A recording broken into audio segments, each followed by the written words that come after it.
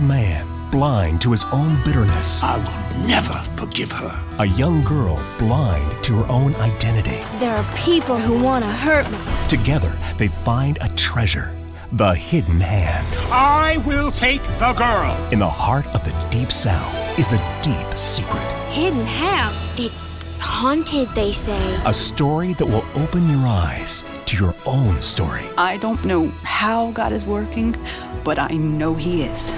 This is The Hidden Hand. This must be kept entirely secret. Starring Katie Lee as Capitola. An interesting name. I'm an interesting girl.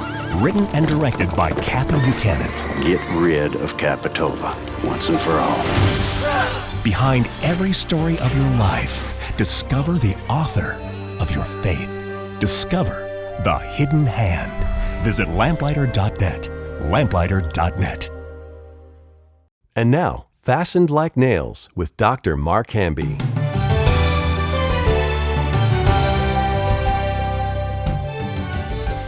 Welcome to Fastened Like Nails. I'm Mark Hamby, and we're in London, England, recording our next two dramas for Lamplighter Theatre. And these two dramas are by far some of our best we've ever done. The acting has been incredible. We have a young boy, 8-year-old boy, and one of them, he is just an amazing young actor. So much fun. I have some stories to tell you about him in the future. But God just really blessed this week. This is our 5th day recording, our last day, and it has been flawless. I have never experienced, in 15 years, have never experienced anything like this. God is blessing. I was reading in my devotions this morning, Jesus was wanting to go back toward Bethany, and he had raised Lazarus from the dead just recently, and the Jews had wanted to stone him, and the disciples just heard that he wants to go back, and they said, Lord, you can't go back. We're just about to stone you. And Jesus gives this very unusual response. He says, are there not 12 hours in the day? Therefore, walk in the day while there is light, while the light is with you. But he who walks in the night will stumble. And I thought about it, and I'm like, what does that mean? There are 12 hours in the day. I mean, if I was walking with Jesus and I had just told him, Lord, we don't really want to go back there. I mean, not only will you probably will get stoned, but we might get stoned as well. So it's probably not the best place to go right now. And Jesus gives this, what seems to be a very weird response. Are there not 12 hours in the day? Therefore, walk in the day while the light is with you. And I thought, I'm going like, what does that mean?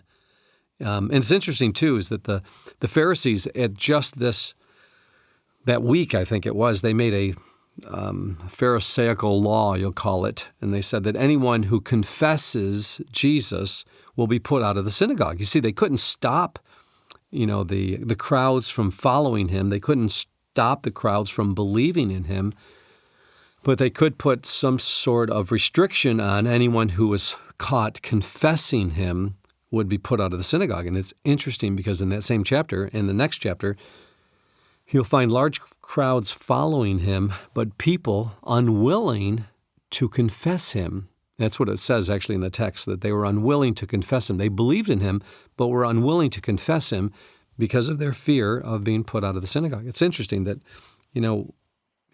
there's a lot of people that might profess that they believe in Jesus. I meet a lot of people in America, a lot of people here in England. They are professors of their belief in Jesus. Most people that I come across here, they believe in Jesus, but they don't confess him.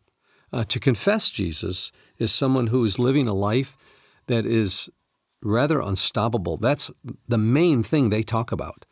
They can't wait to share more of their faith. They can't share more of what God's doing in their life. They can't wait to share how God keeps answering their prayers. They can't wait to share the message of what Jesus has done in their life, that he died for them and forgave them, that he who knew no sin became sin for them. And so a confessor is someone who is constantly living his life in light of all the blessings that he's received and can't wait for others to be included. Having said that, it's interesting. There's a man here that we've been working with for 15 years. His one of our actors, and his name. Well, I don't think I'll give you his name just because I'm going to share some personal testimony of his. I have not yet met a man who is so thoroughly a confessor in Jesus, a man who is so thoroughly entrenched with Jesus. I mean, that's all he thinks about. It's all he talks about. And he does it so quietly, but yet so consistently. It's in his DNA. It's in his, it's the way he walks and talks and lives his life. And this person has had such a profound influence in my life that yesterday when I interviewed him, it was no less than 10 seconds into the interview that I was weeping.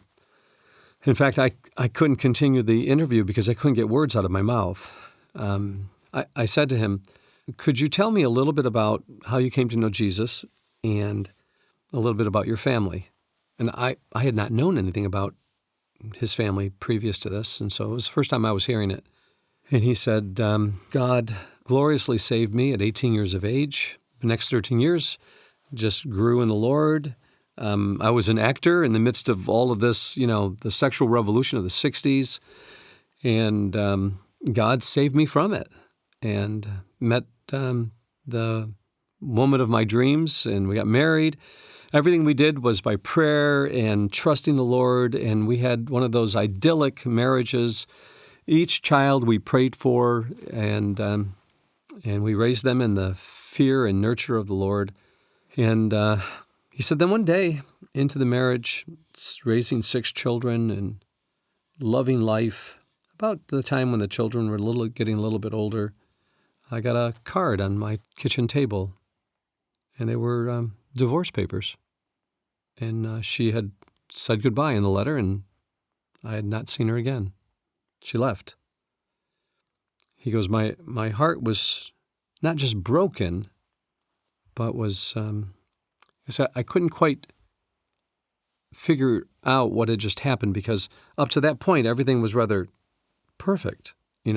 Prayer, in the Word, loving relationship, great team. They were partners. And just like that, gone.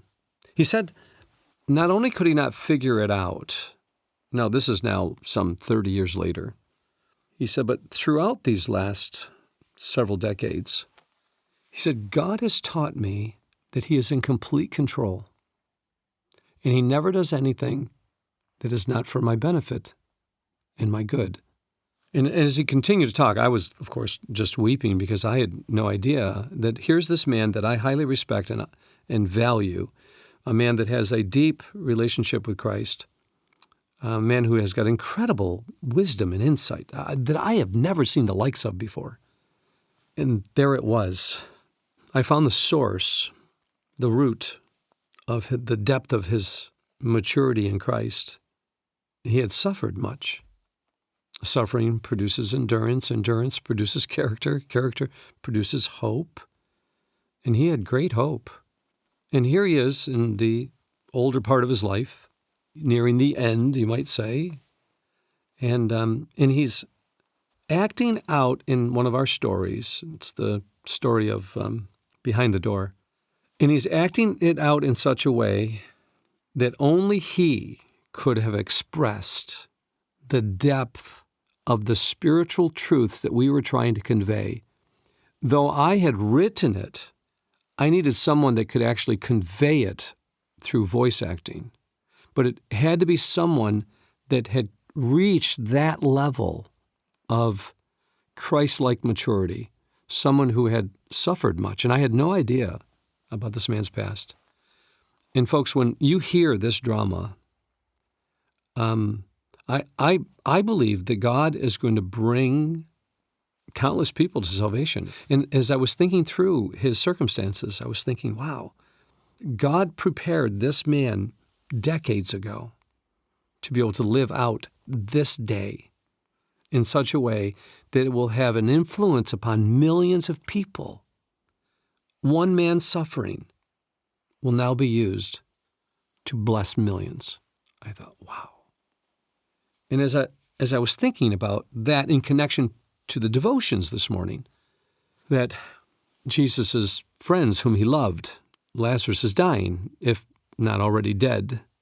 And he receives the message, Lazarus is very ill, please come. And Jesus doesn't come. He spends 2 days more, allows the suffering to continue. And then finally he says, we're going to go back.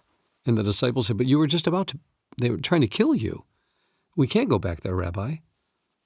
And Jesus says this, are there not yet 12 hours in the day? Therefore, walk in the light while you have the light. And then it hit me. Wow. You see, we're all going to experience setbacks, controversies, hurts, betrayal, unexpected events, sickness, sorrow, death. We're going to experience all kinds of things in life. But if we're clinging to the cross and trusting him and holding on to him and believing that nothing escapes his sovereign will for our lives, that he does it for our good no matter how much it hurts, and we will trust him and will not run away and flee. There was another actor here who she had made a mess out of her marriage, and she turned her back on God, and she ran, divorced, and just built walls up for 23 years. No one could touch her. No one could rescue her from that. And then she looked at me, and she was one of our best actresses this week, and she had such joy. And I said, how did you get the joy back? And she said, I had been living my life based on Jesus' death, and I forgot about his resurrection, and his forgiveness. He came to give us life and give it to us more abundantly. And she goes, I had awoken, and I realized that I was living my life based on all of the terrible things that I had done and living in shame rather than living a resurrected life. And she said, God just gloriously brought me back. And we've got a choice. We could either, live our life in shame, in walls, self-protected, afraid, all kinds of secure boundaries, or we can say, there are people that I love that I need to get to, even though they were trying to kill me yesterday. But if God gives me light and gives me the green light and has put in my heart a desire to go, then Jesus says, go. Are there not yet 12 hours in the day? Walk while there is light. When God gives us light, and it's into our souls, it's into our spirit, it's into our mind, it's into our heart, and he gives us this desire to walk in the light, then don't live in fear and darkness. Go. Go back to Bethany. Go visit those who are in need and bring the light with you, because no one else can harm you unless the sovereign hand of God allows it. It reminds me of the Burma Rangers. I remember interviewing David and Karen one time. They've got teenage kids and they're getting shot at. They're on horses and they're protecting women who are, being taken in this captivity and abused, and they're rescuing them and they're helping Christians to defend themselves. And then I'm watching this video of their kids on these horses getting shot at, and I said to them, I said, what if one of your kids gets shot? And I'll never forget what she said. She said, Mark, we do not live within what ifs. We live, and what does God say for us to do? And when God says for us to do something, we just go. And so, as we bring this to a conclusion, I just hope I never forget this. Walk while there's light. Are there not 12 hours in the day? Then don't waste time. Go for it. Do whatever it is that God's calling you to do. Move forward. Don't wait. We were having breakfast this morning with our team, and doing these dramas are exhausting. This last one took us 6 months to edit, write, get it all prepared, fly over here to London. It's exhausting. And we're looking at when are we going to do the next ones? And someone said, maybe January. I'm like, I don't know. God's opened the door right now. He's given us amazing actors to work with. Let's walk while there's light. Are there not 12 hours in the day? Well, let's use that daytime to get it done So I think we'll be back here in September. It's now May. We'll have the Summer Guild coming up. We'll focus on that. And if you've never heard anything about the Summer Guild, you got to go to lamplighter.net. Look up the Summer Guild. It is a life-transforming week, July 13 through 18. And we'll be back here in September. We're going to continue to walk while there is light and get the work of God done while there is light to do it in. And so God bless. I'll look forward to sharing more of what God's teaching me here at Fastened Like Nails. You've been listening to Fastened Like Nails, a presentation of Lamplighter Ministries. Our mission is to make ready a people prepared for the Lord by building Christ-like character, one story at a time. To learn more about our family collection of rare books, dramatic audios, or guild programs, visit lamplighter.net. To hear more podcasts, search for Fastened Like Nails wherever you listen to podcasts.